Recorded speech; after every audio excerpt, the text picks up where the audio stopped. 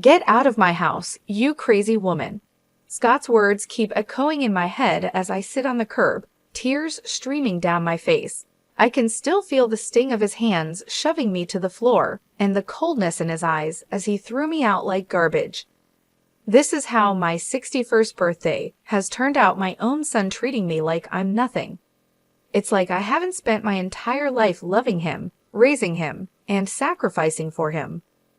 Now, because of that awful wife of his, he can't even stand the sight of me. Rachel, even her name makes my blood boil. From the moment Scott brought her home, I knew she was trouble. The way she looked at me, like I was just an obstacle in her path. The way she whispered in Scott's ear, turning him against me little by little. I warned him not to marry her, begged him to see through her manipulations, but he was blinded by lust, by the idea that she loved him unconditionally. The only thing that woman loves is herself. And now, because of her, I've lost everything: my son, my grandchildren, the family I've dedicated my life to. I've been cast aside like yesterday's trash. As I sit there, wallowing in my misery, a car pulls up beside me. The window rolls down, revealing the concerned face of my best friend, Sabrina. "Damn, what happened? What are you doing out here?" she asks, her voice full of worry. I can barely choke out the words. "Scott, he kicked me out, said I was crazy, and that it was his house now." Sabrina's eyes widen in shock, then narrow in anger. "He did what? On your birthday? Oh, honey, get in the car. You're coming home with me." I climb into the passenger seat, my body numb, as Sabrina drives. She keeps glancing over at me, her brow furrowed. "This is unacceptable, Julia. Scott can't treat you like this. Something has to be done." I shake my head sadly. "What can I do, Sabrina? He's a grown man. He's made his choice." Sabrina purses her lips, a determined look in her eye. "Maybe so, but that doesn't mean he gets to get away with it. You're his mother, for God's sake. It's time Scott and that awful wife of his learned. There are consequences for their actions." I turn to her, confused. "What are you saying?" A slow smile spreads across Sabrina's face. "I'm saying, my dear, that it's time for a little revenge, and I know just the person to help us get it." As we speed into the night, I feel a flicker of something I haven't felt in a long time. Hope. Hope that maybe, just maybe, I can make Scott and Rachel pay for the pain they've caused. That maybe karma will finally catch up to them. The day started off well enough. It was my birthday, and despite everything that had happened with Scott, I was determined to make the most of it. I spent the morning tidying up the house, putting up a few decorations, and preparing a special dinner. I even bought a cake from the bakery down the street, the one Scott always loved as a kid. Around noon, I called Scott, my heart fluttering with a mix of hope and worry. To my surprise, he actually answered. "Hey, Mom, what's up?" His tone was neutral, guarded. I took a deep breath. "Well, I was wondering if you, Rachel, and the kids would like to come over for dinner tonight. It's my birthday, and I thought it would be nice to spend some time together as a family." There was a long pause. I could hear muffled voices in the background, like he was discussing it with someone. Finally, he spoke. "Yeah, okay, we could do that. What time?"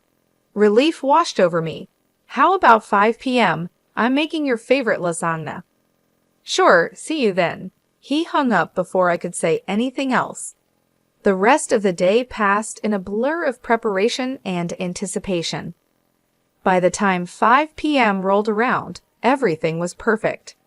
The lasagna was bubbling in the oven, the table was set, and the cake was proudly displayed on the counter. Right on time, the doorbell rang. I practically ran to answer it, a huge smile on my face. But the moment I opened the door, my heart sank. Scott stood there, a scowl etched on his face. Beside him was Rachel, her lips curled into a sneer. The kids were nowhere to be seen. "Where are the children?" I asked, trying to keep my voice steady. Rachel let out a harsh laugh. "We decided it was best they didn't come. Wouldn't want them exposed to any more of your toxic influence." I felt like I'd been slapped. Toxic influence? What are you talking about? She stepped forward, jabbing a finger at me. Don't play dumb, Julia. We all know what a terrible mother you were. The way you turned Scott against his own father, the constant guilt-tripping and manipulation. It's no wonder he wants nothing to do with you. Tears stung my eyes. I looked to Scott, silently pleading for him to defend me. But he just stood there, arms crossed, saying nothing. That's not true, I managed to choke out. I've always loved and supported Scott. I would never do anything to hurt him. Rachel's eyes flashed with anger. Drop the martyr act. You're nothing but a selfish, vindictive woman who can't accept that Scott has moved on with his life, that he chose me over you. Something inside me snapped. Before I knew it, I lunged forward, ready to slap that smug look off her face. But Scott stepped between us, grabbing my wrist in a painful grip. Don't you dare touch my wife, he growled. You're pathetic, you know that? Coming up with this whole birthday charade, trying to worm your way back in. Well, it's not going to work. We're done with you. With that, he shoved me backward, sending me stumbling. I caught myself on the doorframe, tears now flowing freely down my cheeks. Scott, please, I whispered. I'm your mother. But he just shook his head, his eyes cold. Not anymore. Come on, Rachel. Let's go. I watched helplessly as they turned and walked away, slamming the door behind them. The sound echoed through the empty house, a brutal finality to it. There I stood, alone on my birthday, my heart shattered into a million pieces. I don't know how long I stood there, frozen in the aftermath of Scott and Rachel's cruelty. Minutes, hours, it all blurred together. The pain in my chest was unlike anything I'd ever felt before, a deep, aching void that threatened to swallow me whole. Eventually, I managed to close the door, my hands shaking. I stumbled to the couch, collapsing onto the cushions as sobs racked my body. How could he do this to me? My own son, treating me like I was nothing. I hadn't spent my entire life loving and caring for him. The sound of my phone ringing jolted me out of my despair. I glanced at the screen and saw Sabrina's name. For a moment, I considered ignoring it, not wanting to burden her with my problems. But the thought of facing this alone was too much to bear. I answered, my voice thick with tears. Hello? Julia, what's wrong? Did something happen with Scott? The concern in her voice was my undoing. I broke down, the whole story spilling out between gasps and sobs. Sabrina listened patiently, offering words of comfort and support. That's it, she said firmly when I finished. This has gone too far, Julia. Scott and Rachel can't keep treating you like this. It's time for them to face some consequences. I sniffled, wiping my eyes. What do you mean? I mean it's time for a little payback. They think they can just walk all over you, but they've got another thing coming. You're a strong woman, Julia. It's time to start acting like it. Her words ignited a spark within me, a flicker of anger amidst the pain. She was right. I couldn't just sit here and wallow. I needed to do something to take back control. Okay, I said, my voice steadier now. What did you have in mind? I could practically hear Sabrina's grin through the phone. Meet me at the diner in an hour. I've got someone I want you to meet. Trust me, he's going to be a big help. An hour later, I was sitting across from Sabrina in a booth at the local diner. She had a mischievous glint in her eye as she sipped her coffee. So who is this mystery person? I asked, curiosity getting the better of me. As if on cue, the bell above the door jingled. Sabrina waved at someone behind me. There he is now. I turned, my eyes widening as a tall, broad-shouldered man approached our table. He had a rugged look about him, like someone who had seen his fair share of trouble. Julia, meet my brother James, Sabrina said, gesturing for him to sit. James nodded at me, his gaze assessing. Sabrina filled me in on your situation. I'm sorry to hear about what your son and his wife did. That's rough. I shrugged, trying to appear nonchalant even as the pain twisted in my gut. It is what it is, but Sabrina seems to think you can help. He leaned forward, his elbows on the table. I can. In my line of work, I've learned that everyone has secrets, skeletons in their closet. And from what Sabrina's told me, I'm betting your daughter-in-law has more than a few. A tingle of anticipation ran down my spine. What are you saying? James smiled, slow and dangerous. I'm saying let me dig into Rachel's past. If there's dirt to be found, I'll find it. And once we have that information, well, let's just say karma has a way of coming back around. I sat back, my mind spinning with possibilities. Could this really work? Could I finally make Scott and Rachel pay for what they had done? Looking into James's confident eyes, I made my decision. I'm in. Let's do this. He nodded, satisfied. Excellent. Give me a week. I'll be in touch. As he stood to leave, I felt a renewed sense of purpose and determination. They thought they could break me, but they were wrong. It was time for revenge. The week crawled by, each day feeling like an eternity. I tried to keep myself busy, throwing myself into cleaning the house, running errands, anything to distract from the constant churn of my thoughts. What would James find? Would it be enough to bring Scott and Rachel to their knees? Sabrina checked in on me daily, offering words of encouragement and support. She was the only thing keeping me sane, the only person who truly understood the depth of my pain and anger. Finally, on the 7th day, my phone rang. It was James. Julia, it's me. I've got something. Can you meet me at my office in an hour? My heart leaped into my throat. Of course, I'll be there. I arrived at James' office with 10 minutes to spare, my nerves jangling. Sabrina was already there, pacing the small waiting area. She gave me a tight hug when I entered. Are you ready for this? She asked, searching my face. I nodded, steeling myself. As ready as I'll ever be. James emerged from his office with a grim expression on his face. Come on in, ladies. We settled into the chairs opposite his desk, the air thick with tension. James opened a manila folder, spreading out a series of documents and photographs. So, I did some digging into Rachel's background. He began, tapping the papers. And let me tell you, this woman is no saint. He slid a document towards me. First off, she has a criminal record. Embezzlement from her previous job. She managed to avoid jail time, but it wasn't pretty. I stared at the paper, a mugshot of Rachel staring back at me. She looked younger, but those cold eyes were unmistakable. But that's not all, James continued, his voice grave. I also found out that she's a person of interest in the death of her ex-boyfriend. Sabrina gasped, and I felt like I'd been punched in the gut. What do you mean? I managed to ask, my voice shaking. James handed me a newspaper clipping. 3 years ago, her ex was found dead under mysterious circumstances. The police suspected foul play but could never prove anything. Rachel was the last person to see him alive. I scanned the article, my eyes catching on phrases like suspicious death and ongoing investigation.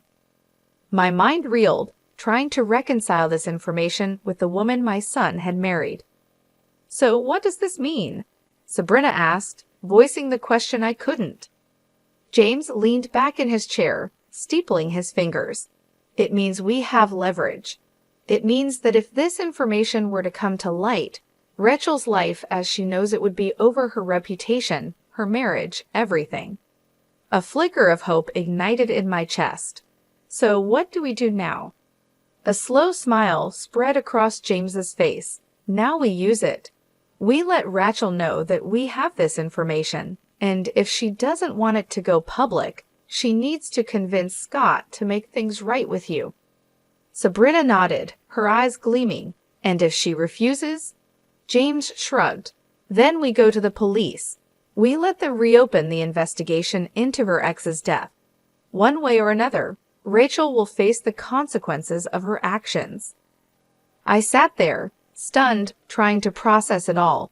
Could it really be this simple? Could I really make Rachel pay for what she'd done, for turning Scott against me? Looking at the determination on Sabrina and James's faces, I felt a surge of strength. They believed in me, believed that I deserved justice, and for the first time since that awful birthday, I believed it too.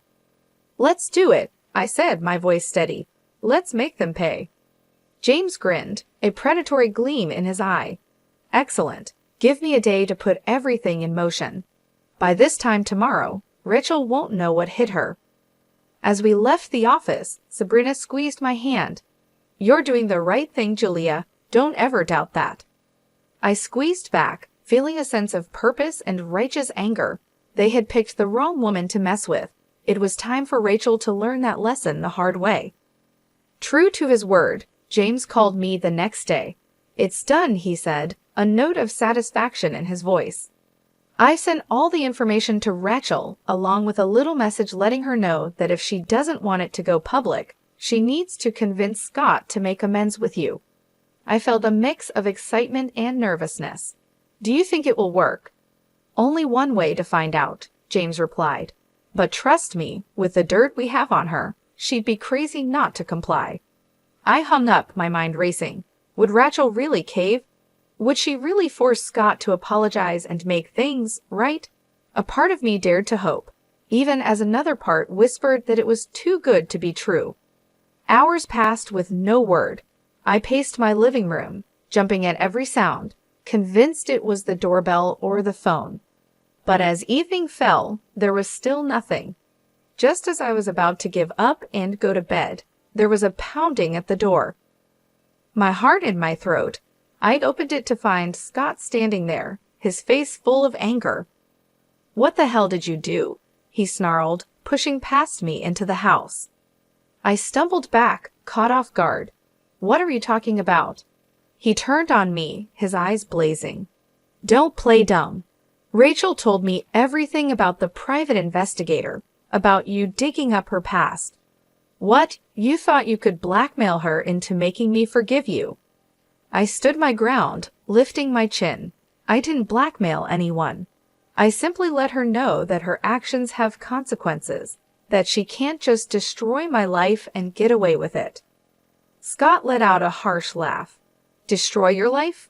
Are you serious? You're the one who's trying to destroy our marriage, our family. First with your constant guilt-tripping and manipulation, and now this." Anger surged through me, hot and bright. "I'm not the one who turned you against me, Scott. That was all Rachel. She's poisoned you. Can't you see that? She's a criminal, a liar, maybe even a murderer." For a moment, Scott looked stunned. Then his face hardened. "You're unbelievable. You really think I'm going to believe your crazy accusations over my own wife, the mother of my children?" "They're not accusations. They're facts. James found proof." "I don't care what your little detective friend found," Scott roared. "Rachel is my wife, and I trust her. I love her, and nothing you say or do is going to change that." Tears stung my eyes, blurring my vision. "So that's it then? You're choosing her over me, your own mother?" Scott's jaw clenched. "You made that choice for me the moment you decided to pull this stunt. I'm done with you, Mom. Done with your lies, your schemes, all of it." He turned to leave, and panic seized me.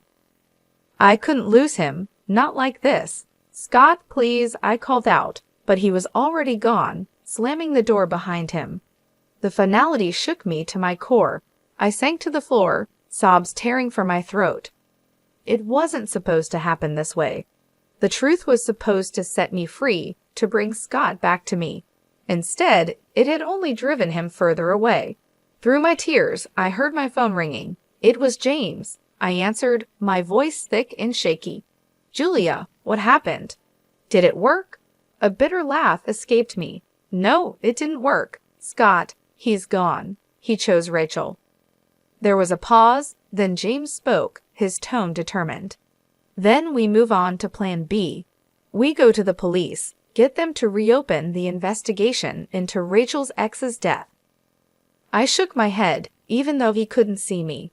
"What's the point? It won't change anything." Scott made his choice. "This isn't about Scott anymore," James said firmly. "This is about justice. about making sure Rachel pays for what she's done, one way or another. I closed my eyes, exhaustion and grief washing over me. Could I do it? Could I really destroy my son's wife, the mother of my grandchildren? But then I remembered the look in Scott's eyes, the venom in his voice, the way Rachel had smirked so smug and self-satisfied. They had brought this on themselves, and now they would face the consequences. Okay, I whispered, a new resolve hardening in my chest. Let's do it. Let's make her pay. The next few days were a blur of activity. James and I gathered all the evidence he had collected, organizing it into a neat package to present to the police. Sabrina was a constant presence, offering support and encouragement when my resolve wavered. Finally, the day arrived. We walked into the police station, heads held high, ready to blow the lid off Rachel's sordid past. The detective listened intently as we laid out our case, his brow furrowing as he examined the documents and photographs. When we finished, he sat back, a grim expression on his face. "This is serious stuff," he said, tapping the file. "If what you're saying is true, we have grounds to reopen the investigation into Miss Michael's ex-boyfriend's death." I felt a surge of vindication. "It is true, every word of it," I affirmed. The detective nodded. "All right then, leave this with me. I'll get the ball rolling." We left the station, a sense of anticipation thrumming through me. It was really happening. Rachel was finally going to face the music. 5 days later, I received a call from James. "Turn on the news," he said, a note of triumph in his voice. I did as he said, my heart pounding as the anchor's face filled the screen. "Breaking news," she announced, her expression serious. "Local woman Rachel Michael has been arrested in connection with the previously unsolved death of her ex-boyfriend, Andrew Huberman. New evidence has come to light, prompting police to reopen the investigation." I watched, transfixed, as they showed footage of Rachel being led out of her and Scott's house in handcuffs, her face a mix of shock and anger. Scott followed behind, looking stunned and lost. A fierce satisfaction burned in my chest. She was finally getting what she deserved. But my joy was short-lived. The news report went on to describe how Scott had to use their savings to post Rachel's bail and hire a lawyer. It was a financial blow, one that would undoubtedly strain their marriage. I should have felt guilty, knowing that I had played a part in their hardship. But all I could think was that it served them right. They had brought this on themselves with their cruelty and deceit. Over the next few weeks, I watched from afar as the drama unfolded. Rachel's arrest made headlines, and the court of public opinion was merciless. Speculation ran rampant about her involvement in her ex's death and what other secrets she might be hiding. Scott put on a brave face, standing by his wife in public, but I could see the toll it was taking. He looked haggard, worn down by the constant scrutiny and whispers. A part of me yearned to reach out, to offer comfort and support, but I hardened my heart, reminding myself of the way he had cast me aside, the vicious words he had hurled at me. He had made his bed, and now he would lie in it. One afternoon, as I was returning from the grocery store, I spotted a familiar figure on my doorstep. It was Scott, his shoulders slumped, his eyes red-rimmed. For a moment, I considered ignoring him, pretending I wasn't home, but curiosity got the better of me. "What do you want?" I asked coldly as I approached, my arms laden with bags. Scott looked up, his expression a mix of exhaustion and desperation. "Mom, I need your help." I raised an eyebrow. "Oh, now you need my help. What happened to being done with me and my schemes?" He flinched as if I'd struck him. I know I said some awful things, but this is bigger than that. Rachel's in real trouble, Mom. The evidence against her, it's bad." A flicker of unease passed through me. "What are you saying?" Scott's voice broke. "I'm saying I don't know what to do. The lawyer fees are bankrupting us, and if Rachel goes to prison, I can't raise the kids on my own. I need you, Mom, please." I stared at him, torn between the urge to comfort him and the desire to lash out. He looked so broken, so defeated. But then I remembered the pain he had caused, the way he had abandoned me. I straightened my spine, my voice cold. You should have thought of that before you turned your back on me. I'm sorry, Scott, but you're on your own. With that, I brushed past him, ignoring his pleas and apologies. He had made his choice, and now he would live with the consequences. A few days after Scott's desperate visit, I received an unexpected call. It was Rachel's mother, her voice tight with barely contained anger. Julia, I know we've had our differences, but I need to ask a favor, she said, the words seeming to pain her. I felt a flicker of surprise. What kind of favor? It's the kids. With everything going on with Rachel's case, Scott's struggling to keep up. He needs a break. I was hoping you could take the children for the weekend. I hesitated, torn. On one hand, the thought of spending time with my grandchildren filled me with longing. It had been so long since I'd seen them. But on the other, the idea of helping Scott and Rachel after everything they had done to me was hard to accept. Please, Julia, Rachel's mother pressed, sensing my reluctance. I know you love those kids. They need some stability right now, and Lord knows they won't get it from Scott or Rachel. I sighed, my resolve crumbling. She was right. Whatever issues I had with their parents, my grandchildren were innocent. They deserved better than to be caught in the middle of this mess. All right, I agreed. I'll take them for the weekend, but I'm doing this for them, not for Scott or Rachel. Of course. Thank you, Julia. I'll let Scott know to drop them off Friday evening. True to her word, Scott arrived on my doorstep that Friday with the kids in tow. He looked even worse than the last time I'd seen him, his face gaunt and shadowed. Mom, he greeted me, his voice hoarse. Thank you for doing this. I really appreciate it. I nodded stiffly, my attention on the children. They looked up at me, their eyes wide and uncertain. Grandma, my granddaughter cried, breaking into a smile. She rushed forward, wrapping her little arms around my waist. I hugged her back, blinking back sudden tears. Hello, sweetheart. I've missed you. My grandson was more reserved, hovering by Scott's side. I knelt down, opening my arms. Come here, buddy. It's okay. Slowly, he stepped into my embrace, his small body trembling. My heart ached for him, for both of them. Scott cleared his throat. I'll pick them up Sunday evening. If anything comes up, just give me a call.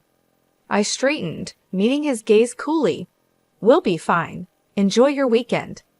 With a final nod, he left, leaving me alone with the kids. I took a deep breath, forcing a smile. Who wants pizza for dinner? The weekend passed in a blur of laughter, games, and stories. For a little while, I was able to forget the drama and heartache, lost in the simple joy of being with my grandchildren. But all too soon, it was over. Scott arrived to collect the kids, his expression guarded as they gathered their things. Grandma, can we come stay with you again soon? We had so much fun. My granddaughter tugged on my hand. I smiled, smoothing her hair. Of course, honey, any time you want. Scott's jaw tightened. We should get going. Say goodbye, kids. They hugged me tightly, their little faces sad. I watched as they climbed into Scott's car, my heart heavy. As he prepared to leave, Scott paused, turning back to me.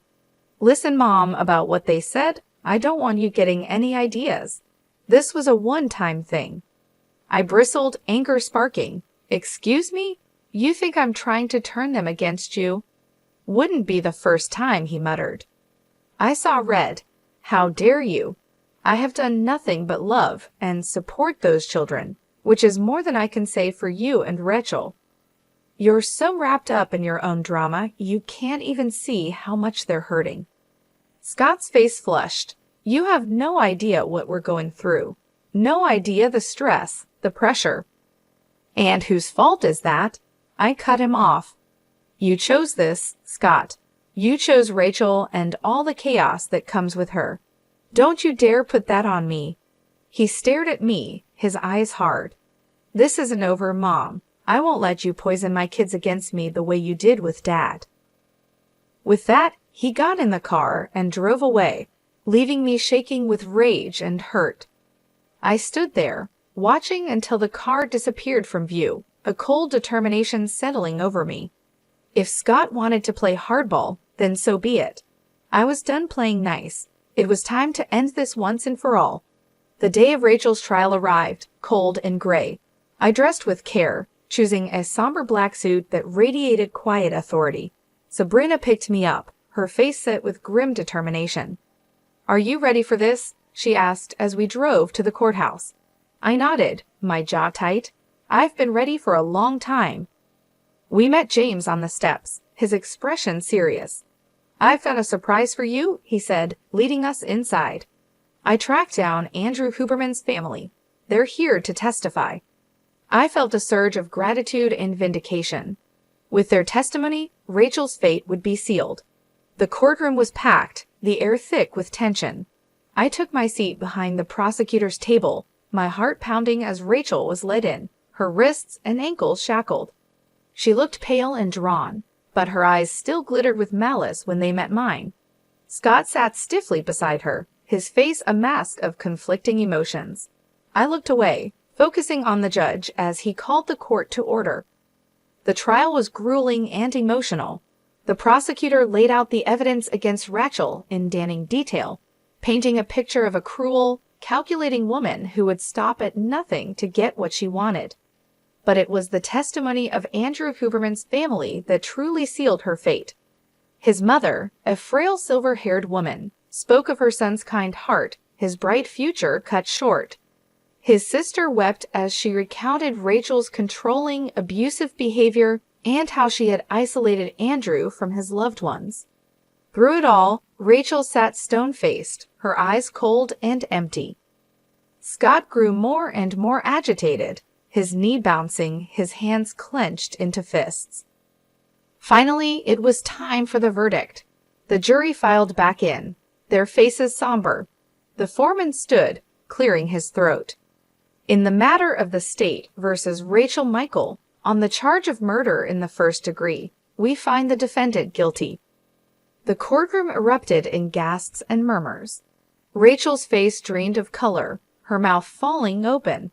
Scott leaped to his feet, his chair clattering to the floor. "No," he shouted, his voice raw with anguish. "No, this is wrong. She's innocent."